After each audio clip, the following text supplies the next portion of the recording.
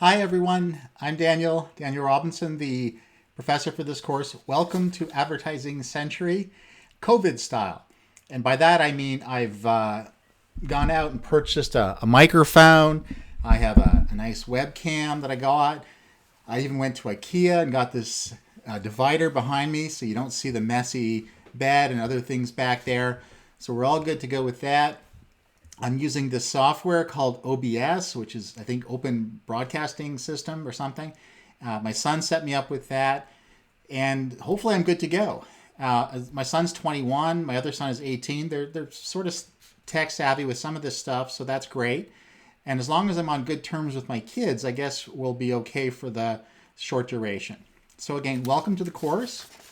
What I want to do today is sort of introduce myself and talk a little bit about where I'm from, what kind of things I'm doing, and then in terms of my research and the kind of teaching I've been doing, and then give a little bit of an overview of the course, but I'm not going to be actually lecturing in this video. That's going to be in the subsequent one I produce in a day or two. Okay, so I'm, as I said, Daniel Robinson. I've been at Western for about 20 years. I've taught this course for about 10 years now, so I'm fairly experienced with this.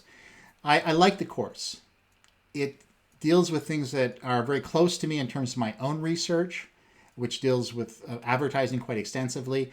And I also like it because students who come to the course are quite engaged with the topic. Oftentimes they have strong interest in advertising and marketing and other types of communication.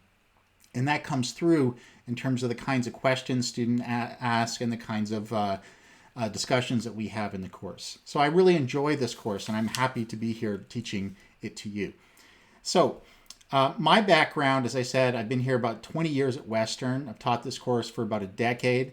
I've taught other courses at Western, the history of communication. I teach a fourth-year seminar on advertising and consumerism, which takes up some of these themes, but often in a more contemporary, more recent day fashion. Sometimes many of the students who take this course, some of them end up in my fourth-year seminar as well. At the master's level, I teach in the media studies program. I've taught courses on advertising and consumerism there, but I've also taught, more recently, I've been teaching courses on research and writing, which I think are really important for graduate students to master.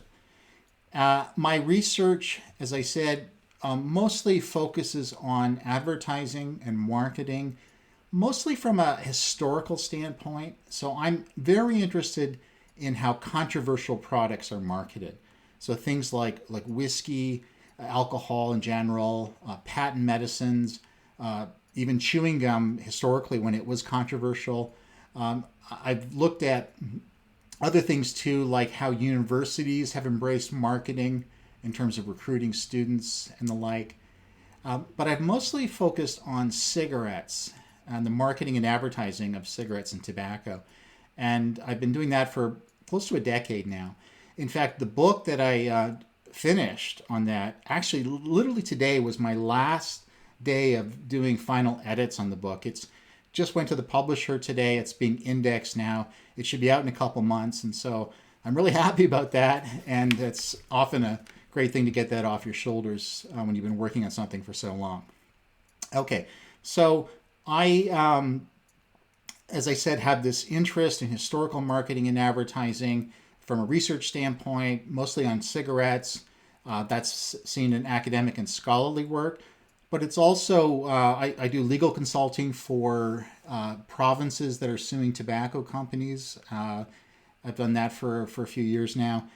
And my next research project will focus on youth smoking and vaping for about the last 30 or 40 years.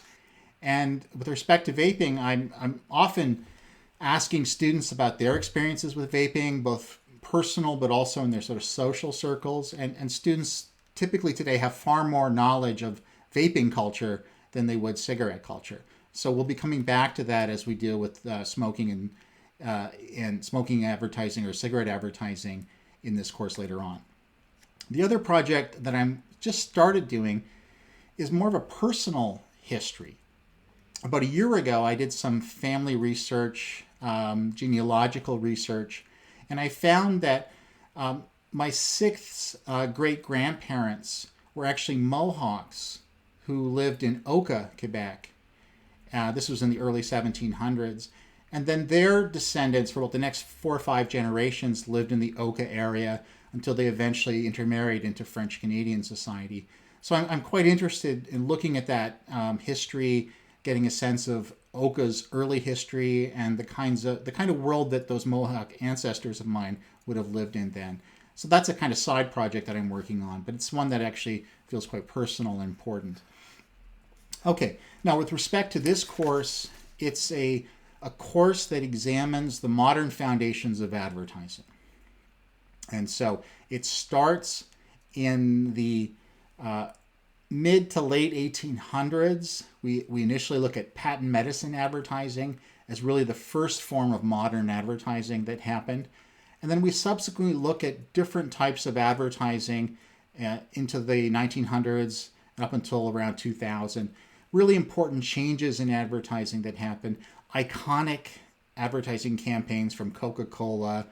The one I have here on the screen is a Volkswagen ad from the 1960s, a very iconic and important advertising campaign that reshaped the advertising industry, the Volkswagen campaign from the 60s and early 70s. So we'll be looking at these types of campaigns. We'll be trying to understand how advertising developed economically, how it impacted culture. Well, why did certain advertising work so well and other types of advertising not work so well? So those kinds of questions do have bearing on contemporary advertising. And often in this course, when we look at historical advertising, we'll make connections to modern day advertising in terms of the relationships that exist as well. So that's more or less the content of the course. The structure of the course will follow the format where I will pre-record about an hour and a half, 2 hours of lecture. That will be made available to you on Monday afternoon. And then you will view that. And then on Tuesday, there'll be a Zoom session, a 1 hour Zoom session with a group of 20 of you. We'll either alternate 20 people every other week, or we'll do 2 1 hour 20-person sessions on that Tuesday. I haven't quite figured that out yet, but I'll know by next week. And essentially will mean that every Tuesday you should expect to be spending about an hour, maybe an hour and a half with a Zoom call with me. And we will go over the content of the lecture that you would have just seen. If you have questions, if you have some general discussion points that we can raise. So in some cases, I might send out a couple questions in advance to ask you to think about, maybe do a brief written submission to me, but it won't be that significant or that extensive with respect to that. Okay, so that's the setup of the course in terms of the way the lectures will be delivered to you, and what happens in terms of the one-on-one or the FaceTime via Zoom, I guess, that'll take place down the road. There's weekly readings. You should be doing those readings as you go along. It will help you in the Zoom sessions. It will also be important for the test that happens in this course in November. That test will be designed for you to incorporate content from the readings in your answers. So please keep up with the readings as best you can as we go along. The book for the course is called The Ad Man's Dilemma. I sent you in the email where you can purchase it online. You can either get an e-version of the book or you can get a paper version, whatever you would like. So if you could get on that fairly soon, that would be great. And the other thing to think about is just the written component of this in terms of the assignments. There is an essay proposal, which is due in October. So it's about 5 or 6 weeks from now. So it's coming up, that deadline. I'll have more information about that as we go along. Probably in a week or two, I'll be sending out that assignment. And then the essay will be due at the end of the course. There's a participation component that comes via Zoom, and then there's a test. So it's fairly straightforward in that sense. All right. In terms of communication with me, it's always best to do it by email.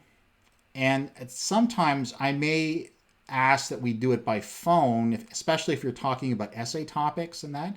So we'll essentially do it by my cell phone, and we'll arrange how that will work in terms of office hours and that sort of thing. All right. In terms of just the general kind of housekeeping matters of this course, there's an OWL site. You can at the OWL site, you will find all the assignments, not just yet, but they'll be there soon. The assignments, the lecture slides will be there, as will the recorded lectures. They will be there. They also might be on a YouTube site if my son is willing to set me up with something like that. But they'll definitely be available to you either on OWL or on YouTube, fairly readily available. And the other thing that'll be there will just be anything else related to the course. If there's readings that are not from that book that I've assigned, The Ad Man's Dilemma, there's a few readings like that. They're available as PDFs on the OWL site as well. All right. So essentially that's it. I'm really looking forward to chatting with you guys on Tuesday. Looking forward to developing this course, moving it forward with you in this sort of new COVID style. Hopefully it'll come out great. And until we see on Tuesday, take care and best of luck. Bye-bye.